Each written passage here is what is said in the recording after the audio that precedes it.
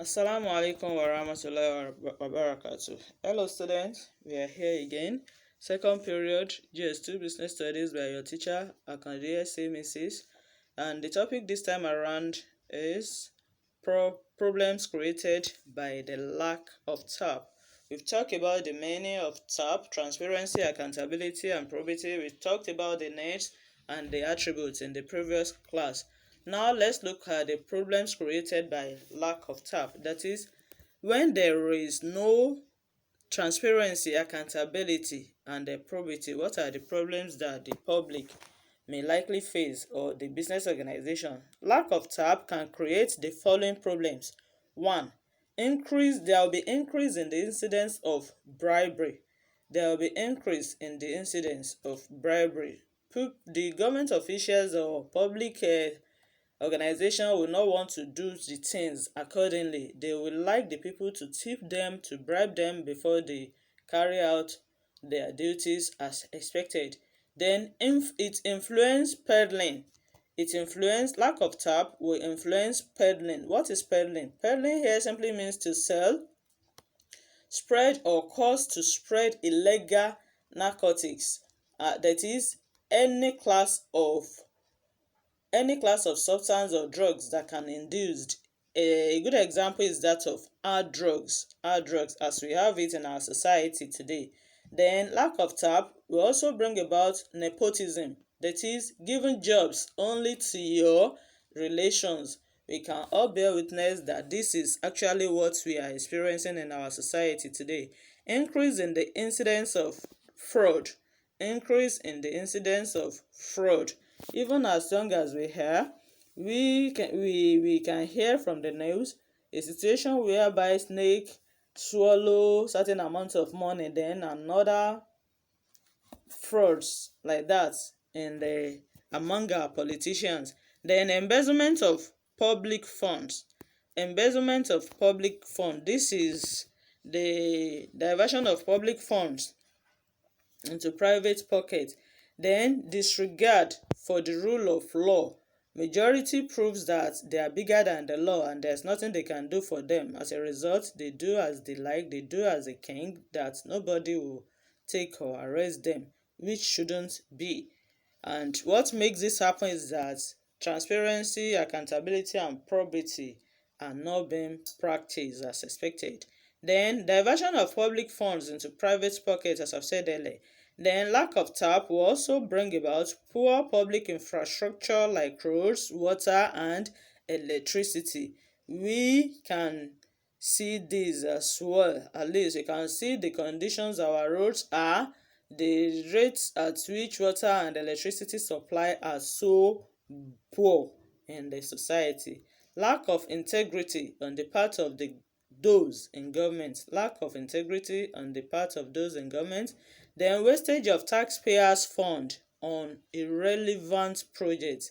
There are projects that are necessary, some are just irrelevant, but the politician will provide to invest on that in order to waste the taxpayers' fund. At the end of the day, such products will be useless. Now, let's look at the solution to the problems we have talked about now. What are the solutions to the problems of TAP? 1. There should be better wages and salaries for civil servants and public office holders to reduce the incidence of corruption. And what this one implies is that what makes both the civil servants and the public officials holders to corrupt is the meager salary given to them. The salary is not sufficient enough. To cater for their needs. So what should be done to reduce the incidence of corruption this time around is to give them better wages and salaries. Then there should be respect for the rule of law. Nobody should see himself or herself above the law. All government and private sector actions should be opened to scrutiny. All government and private sector's actions should be opened to scrutiny. At least they should be open to screening. People should be able to criticize. Then public officials should be held accountable for every penny of taxpayers' money spent. Public officials should be held accountable for every penny of taxpayers' money spent. So by doing this, it will reduce the excessive spending, the wastage of the taxpayers' money received. Then there should be laid down rules and procedures on government contract awards should be strictly followed if there is, and this is due process we are talking about. So in this case, this will lead us to due process and its operation. As we have said earlier in the first period that the due process has to do with the laid down rules and regulation on government contracts that must be followed. Now let's look at its operation here. When a government establishment needs goods or services, the following procedures are followed in order to minimize corruption in form of bribes, procurement, fixing, competition and collusion in bidding, nepotism and patrimony. So these steps must be strictly followed. One, the implication of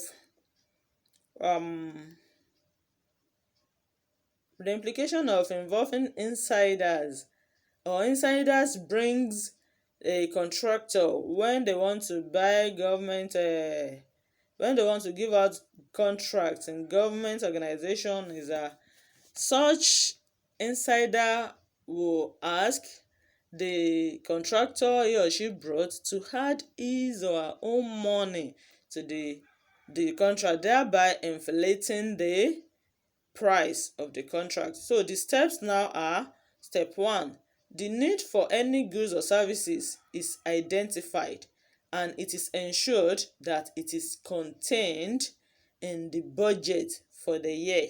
What this one implies is that when they want to give out a contract, they must see to it that truly there is need for such goods and services that want to be given out as a contract. And at the same time, if there is need for it, then they must ensure that it is part of the government budget for that particular year. Then if not included in the budget for the year, that means such contract is it should not be given out, should not be awarded to any, because it is not part of the government's budget for the year, to avoid overspending. Then the establishment publicizes the need for such goods or services by advertising it in the media for vendors to express their interest. Now, when it must have been ensure that there is need for the goods and it is written, it is part of the government's budget for the year, so they publicize by making advert the need for such goods or services, such that the vendors, the contractors that have interest and that knows about that particular product will express their interest. How will they do this? The vendors, that leads to step 3. The vendors submit proposals to meet the requirements as specified in the advertisement. The vendors that are the interested vendors, they submit proposals to meet the requirements as specified in the advertisement. That is, each vendor will bring their quotation price. So having done this, then the step 4 will follow. The establishment, following laid down procedures and processes, they try to evaluate vendors' proposals and select a winner or winners. So after the interested vendors might have submitted their proposals, for the establishment will now go through each vendor's proposal to select a winner if it is only one, or winners when there are many. So in this case, they will be able to select the best. The vendors that submit the quotation with the economic price, the minimal price, and at the same time that is ready to give the best, will be selected as a winner or winners, as the case may be. So when this is done, then the next step, which is step 5, the winner's proposal is sent to the Bureau of Monitoring and Price Intelligence Unit.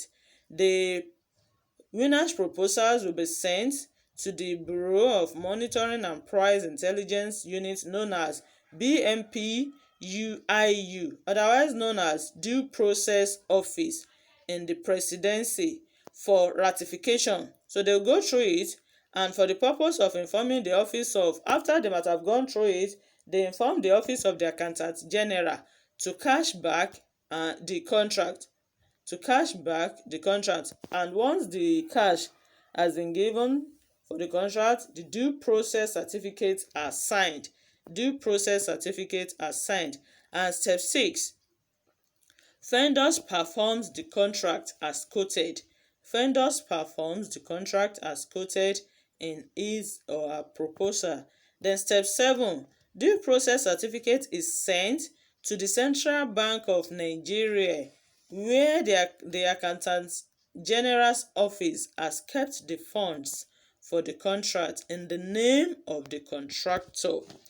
The information will be sent to the Central Bank of Nigeria, where the Accountant General has kept the funds for the contract in the name of such contractor. Then attached to the due process certificate is the performance report. Then the next step, which is step 8, is that vendor is paid for services rendered. This will be done after the project or the contract has been implemented, has been done. So the venture will be paid after, but mobilization fees will be given initially. So if this can be done, then the issue of bribery and corruption will be drastically reduced. So inshallah, we'll go to the assignment portal to attempt the assignment given there. So this ends the topics for week 3. Which meaning is the bookkeeping ethics. So see you next class next week, inshallah rahman. Wish you happy Eid al-Fitr in advance. Assalamu alaikum wa rahmatullahi wa barakatuh.